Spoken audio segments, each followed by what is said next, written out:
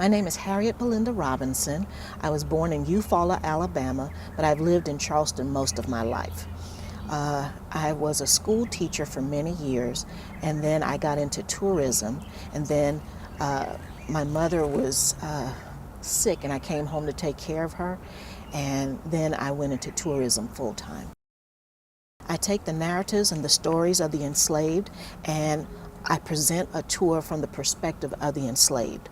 We're a member of the International Coalition Sites of Conscience, and so what that means is that we tell the story of slavery from the perspective of the enslaved. And so some things I say might be hard to hear or hard to digest, but it's from the perspective of the enslaved. My first memory was I was leaving school that day. I did not get my classroom closed down, and I didn't get my apartment closed down before the end of school. So I came back up, and one of my coworkers told me, "Be careful going to Charleston. I heard somebody shooting at some churches down there." I make it home, and my parents told me that Pastor Pinckney was gone, but they didn't know about anybody else quite yet. And so I was in shock. And I stayed up all night watching CNN and just crying, thinking, how could people be so cruel? I was very hurt, especially when we started finding out exactly who was gone. And I was very, very angry. I just couldn't believe that they were gone. I couldn't believe that something like this happened at the church. I couldn't believe that somebody just walked in and did this. Families can forgive. I have to forgive. They were my parents' church family and my church family growing up. And it took a minute to get there because I was always angry. I was always scared also that something else would happen.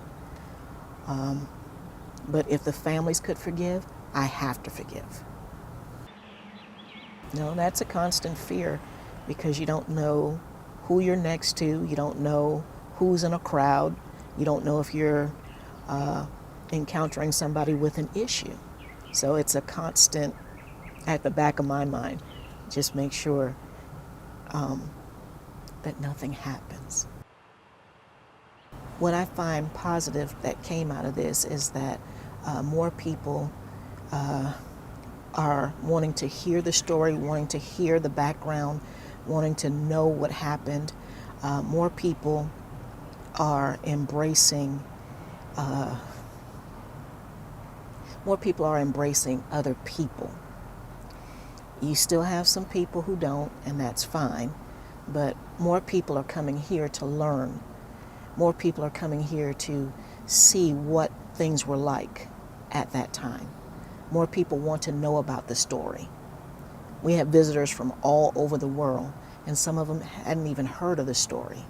And when we tell it, they want to know more, or how they can help, or how they can do something to take back to their communities.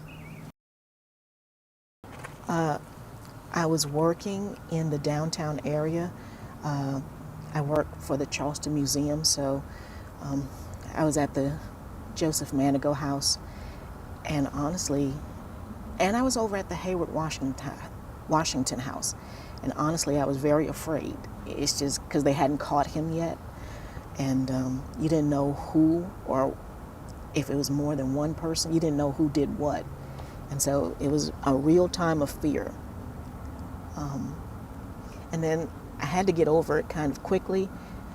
I represented my parents going into the church because my mom and dad were very elderly at the time. And so I would go to the church to make sure they stayed abreast of what was going on. The day of Pastor Pinckney's wake, I had worked at the Joseph Manigault House. I'd asked the Charleston Museum if I could let my car stay there and I'll just walk over.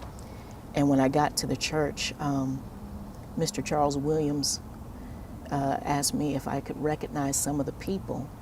And I said, some of the older ones, yes. And so I was put on the door where the members would enter. And from 5 to about 8:30, I was on that door greeting people as they came in. It did. I was seeing a lot of familiar faces, a lot of people that I knew. But I was also afraid. I didn't want anybody to try to enter the church on my watch. Well, because I was on the door, I had to go and say my respects or pay my respects very quickly. So I went upstairs and the line had just started forming, and it was just hurtful to see him laid out like that. Because from the times I had been to church and heard him speak, he was always a nice man, always a nice man. Then I went back downstairs and I was on the door for the rest of the evening. So, the streets they had people on the streets or whatever when I first arrived, and I thought I was very late. And an older gentleman let me in to the church, and then we were lining up to march to the arena.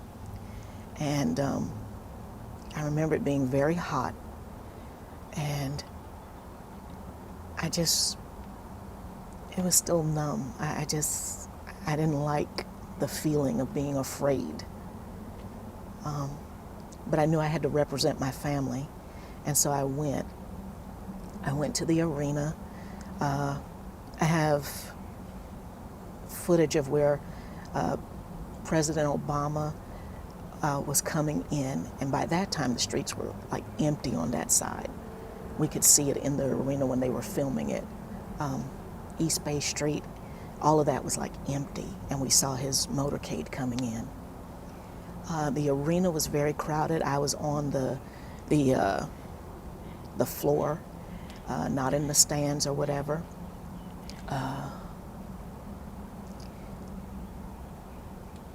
It was just surreal. I didn't.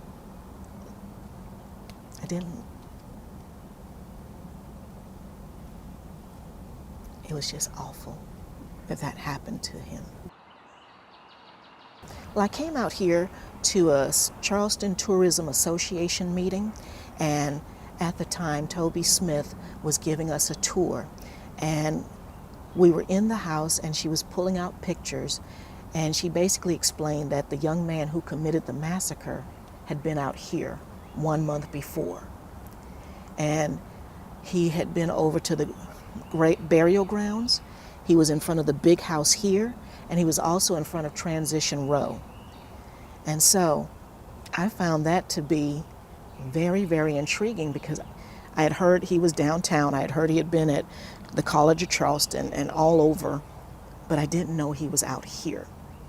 So a couple of months later, I did apply for a job here, and you're in research for about 2 months before you can give a tour. And I wanted to add that story.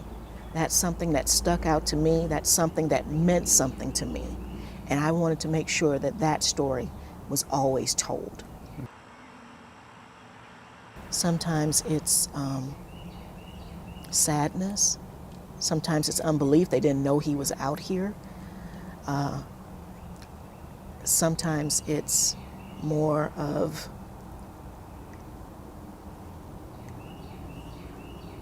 hurt. Just, how could somebody go into a church and do that? And I have people always telling me that I need to continue that story, because a lot of people didn't know, or they remember it, but they didn't know all of these details or whatever. And so I always get encouragement for people to continue to tell the story. It's the one way I know I can make a difference. If I keep telling the story, I'm doing my part to make sure that nothing like that happens again. Take time to learn all you can. Take time to learn about other cultures and other people's needs, because if you learn it from their perspective, then you don't have an inroad to racism or to prejudice. If you're learning about other people and other people are learning about you, then you can have an acceptance. I grew up in Mother Emanuel, and out of the 9 victims, my family and I knew 6 of them. My father and Miss Susie Jackson were on the church trustee board at one time. Miss Cynthia Hurd always greeted me when I went into the John L. Dart Library. I remember teaching Reverend Myra Thompson's daughter in Sunday school when I was a teenager. I could always remember seeing Miss Ethel Lance's smile anywhere throughout the church when she ushered. I remember my mother telling me that Reverend Sharonda Singleton had told her to be ready because she was coming to commune her and my father that week, but she never made it because Wednesday happened. And Pastor Pinckney was my parents' pastor. At the time of the massacre, I worked in the same school district as his wife, and Daddy was in a wheelchair at the time, and he was like, well, I guess I better go down to the church, and my mom had to kind of talk to him. You can't run, I can't run, and no. But for the services, I was the only one in the household who could go. So I went to the wake, and I went to Pastor Pinckney's funeral. I attended Reverend Myra Thompson's funeral. I went to the funeral home to see her body. I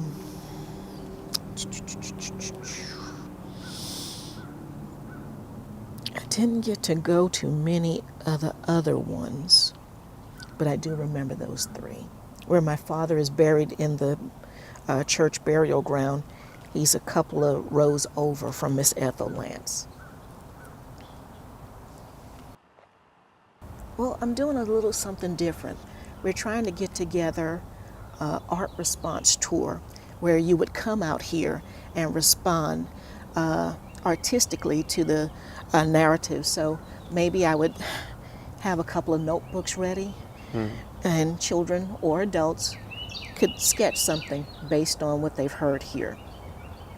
We've had some feedback with different items out here like the cabins and different narratives, but that day I would focus on the on the Mother Emanuel Nine.